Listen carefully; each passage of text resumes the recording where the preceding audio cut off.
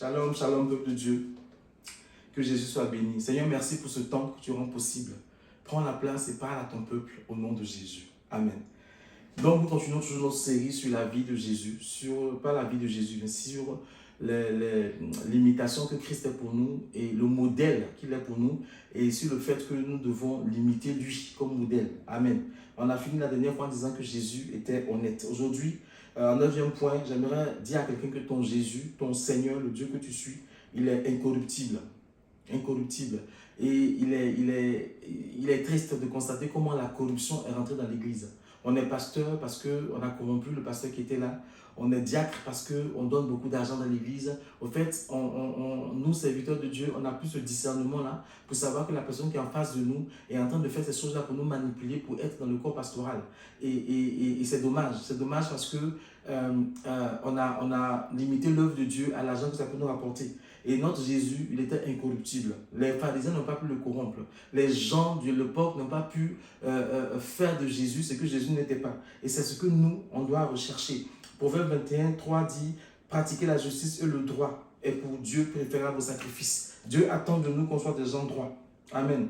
On soit des gens droits. Jésus était incorruptible. Soyons nous aussi des gens incorruptibles. Et en 10e point, Jésus était rempli d'amour pour les gens. Nous devons nous aussi être amoureux des gens.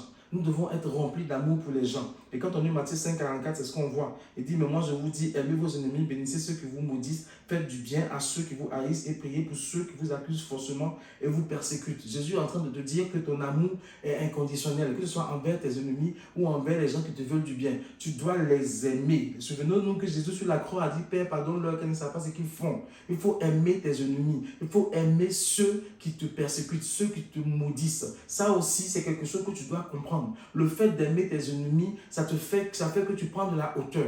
Et le fait de les aimer, ça va faire que leurs attaques contre toi parfois ne vont pas t'atteindre. Amen. L'amour quand on est enfant de Dieu, ce n'est pas quelque chose de négociable. Voilà, c'est comme ça, je n'aime pas les gens qui ne m'aiment pas. Non, ça, il faut arrêter ça. Il faut arrêter ça. Il faut manifester l'amour. Soit tu es pour Jésus, soit tu n'es pas pour Jésus. Mais si tu es pour Jésus, tu dois manifester l'amour. Amen. Et Jésus était doux. En 11e point, Jésus était doux. Quand on lit Matthieu 21, 5, on comprend qu'il est écrit « Ton roi vient à toi, fille de Sion, avec douceur, monté sur un âne, sur un ânon, le fils d'une ânesse. » Donc, Jésus était doux. Et nous-mêmes, en tant qu'enfants de Dieu, imitateurs de Christ, nous devons être doux. Amen. Et quand on lit 2 Corinthiens 10, le verset 1, il dit « Mais moi-même, Paul, je vous prie par la douceur et la bonté de Machia, moi qui en face suis en effet un parmi vous, mais qui absent suis plein de hardiesse envers vous. » Amen. On doit manifester la douceur. Philippiens 4, 5 dit que votre douceur soit connue de tous les humains. Le Seigneur est proche. C'est-à-dire qu'il n'y a pas que les gens de ta famille, il n'y a pas que les gens autour de toi qui doivent connaître ta douceur. Le monde entier doit connaître ta douceur. Tous ceux que tu côtoies doivent connaître ta douceur parce que celui qui est en toi est doux. Amen, amen. Jésus était compatissant. Point 12. Il était quelqu'un de compatissant. Matthieu 20, 34. Et Yeshua, ému de compassion, toucha les yeux et immédiatement il recouvrait la vue et le suivit. Fais une recherche sur ce que c'est que la compassion. C'est un peu au-delà de la pitié. C'est quelque chose de plus grand que la pitié. Parce que la compassion induit en toi le fait que tu veux te mettre à la place des gens et ça induit l'empathie au fait. Donc cherche un peu la compassion. Jésus était compatissant.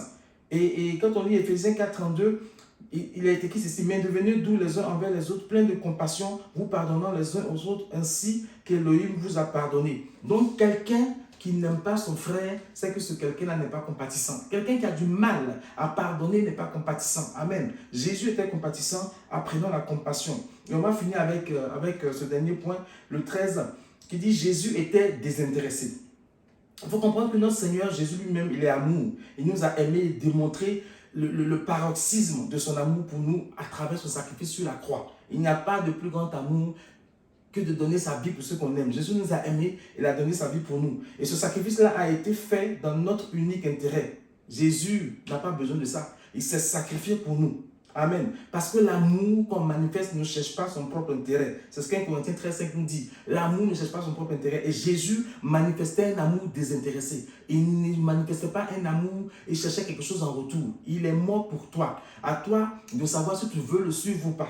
Dans tous les cas, c'est pour toi qu'il a fait, ce n'est pas pour nous. Amen. Et Jean 15,13 dit, et personne n'a de plus grand amour que celui qui donne son âme pour ses amis, sa vie pour ses amis. Paul a enseigné aussi à Timothée les traits de caractère de celui qui veut servir Dieu. Il dit à 1 Timothée 3,3 qu'il ne soit pas ivrogne, ni violent, mais doux, non agressif, non attiré par l'argent. Il faut manifester l'amour de Dieu de façon désintéressée. Il faut servir Dieu de façon désintéressée. Si en venant servir Dieu, tu t'attendais à être riche, c'est que ton service pour Dieu est intéressé. L'amour désintéressé, c'est aussi l'un des traits de caractère que Jésus a manifesté. Nous devons être désintéressés. Nous devons être des personnes qui servons Dieu.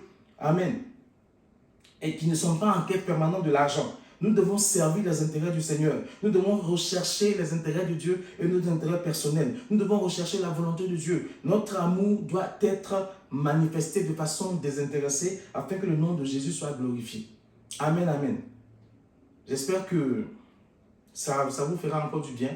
Et on va se retrouver déjà la prochaine fois pour la suite de cette série sur le fait que nous devons être imitateurs de Christ. Et souvenons-nous toujours que l'Élohim, c'est notre papa. Amen. Que Dieu te bénisse.